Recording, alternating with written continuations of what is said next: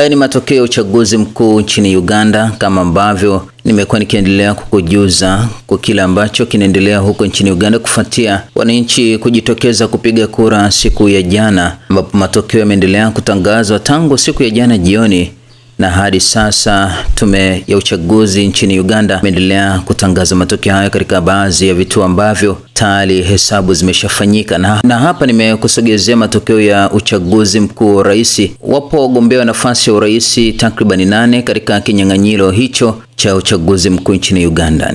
Nikianza na Frank Burila kutoka chama cha Revolution People's Party, ana kura 23,267 katika kura ambazo tayari zimeshajumlishwa na tume ya taifa ya uchaguzi, sawa na 0.45.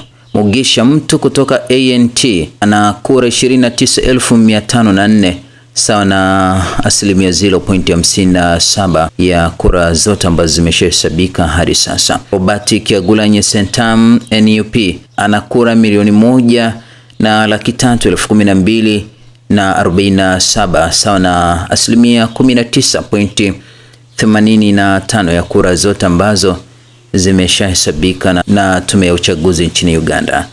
Yoweri Kaguta Museveni NRM ana jumla ya kura 3,960,438 sawa na 76.25 ya kura zote ambazo zimeshafanywa hesabu na tume ya uchaguzi.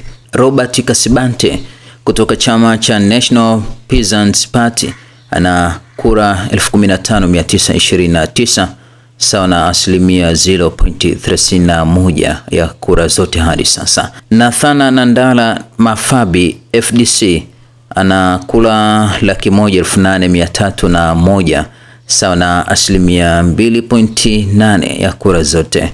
Mubaraki Munyagwa kutoka chama cha Common Men's Party ana kura 14,742 sawa na 0.28. Joseph Mabilizi kutoka chama cha Conservative Party ana kura 10,910 sawa na 0.21 ya kura zote. Hani matokeo ya kura ambazo tayari zimeshahesabika na tume ya uchaguzi nchini Uganda.